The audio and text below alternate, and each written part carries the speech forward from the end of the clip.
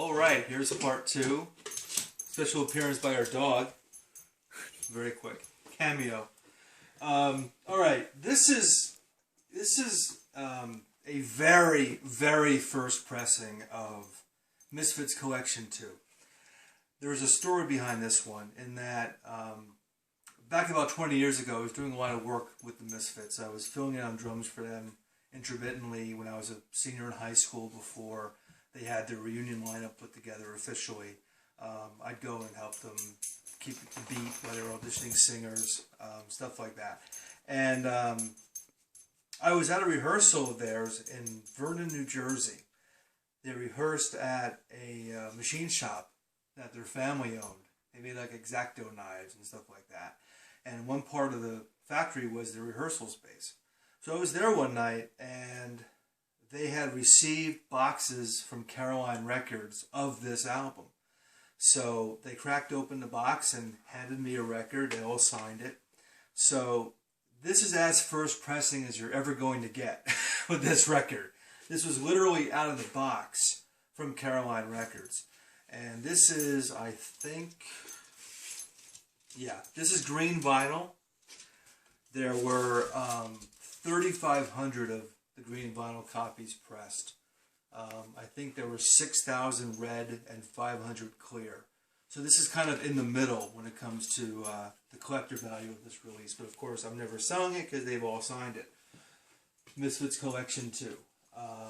See what else. This isn't old at all. This came out in the last year or so. This is a reissue of a band called 100 Flowers. This album was recorded, I think, in 1983. Reissued in the last year or two by a label called Superior Viaduct. Viaduct, I should say. Out in San Francisco. Great label. Great reissue label. This is special to me because the guitarist on this album, this guy, Cale, I briefly played in a band with him. I was on vacation in Los Angeles in 2002, and a friend of mine at the time had a band, later to become the Sixth Chamber, officially. But this was an early version of that band. Still had the name, but it wasn't a band that became what it was. Just sort of weird fill-in players. But I was on vacation for a week. He said, come out to LA, play drums for the band for a week. I didn't know any of the material. And we'll have Cale Johansson from 100 Flowers and a band called The Urinals before that play guitar. Great. So went out, learned the set, met Cale, very nice guy. And we did 2 shows. One on, one was at a sports bar in Inglewood with the Chuck Chukowski Sextet and Saccharine Trust. And we did a radio show too, I think KXLU, is that right? I think that was it. But very nice guy, so I wanted to obviously give a plug for this. This is still readily available. Really great early 80s California punk. Speaking of California, one of my all-time favorite goth/death rock records, Super Heroines' Cry for Help.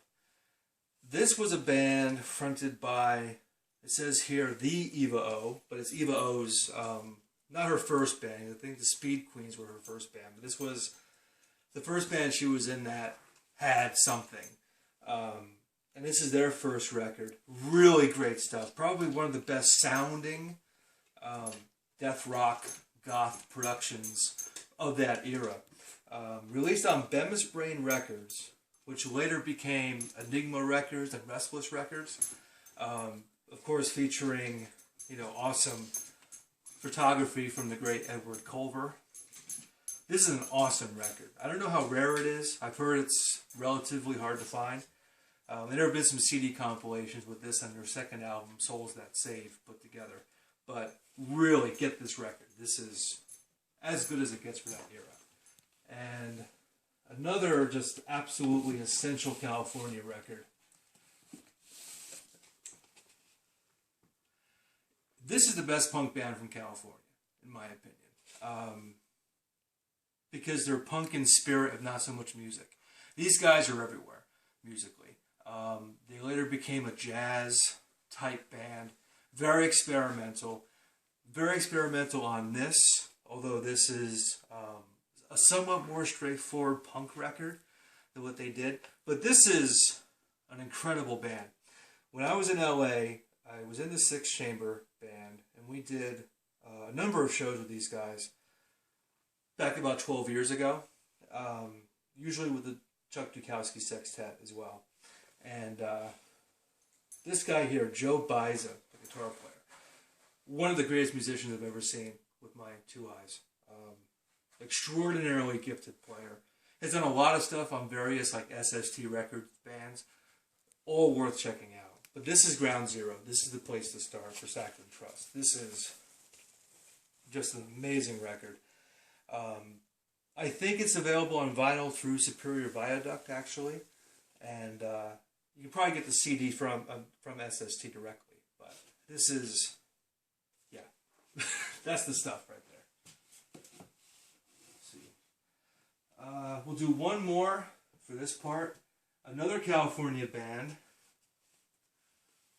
Paese 99. Look at yourself. Same with this one.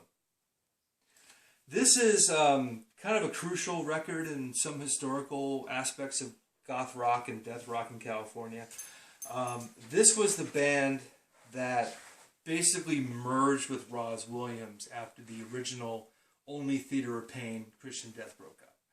They broke up. He joined forces with this band to do the Catastrophe Ballet and Ashes albums. Most of this band ended up in Christian Death.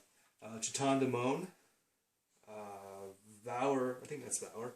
Yeah, no, it's David Glass and anyway, David Glass, Valor, and Chetan. This was their band before Christian Death. And there's a song on here called "Love Me for My Mind." I absolutely love that song. It's like a Rocky Horror Picture Show kind of song, very campy, very.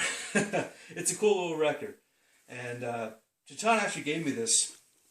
I was in the Six Chamber with her son for a while, Sivan. He's a really nice guy, and she personalized it for me and signed it. So, and she remains a very good friend, and just saw her recently actually out in California. So, Paese 99, and that does it for part 2.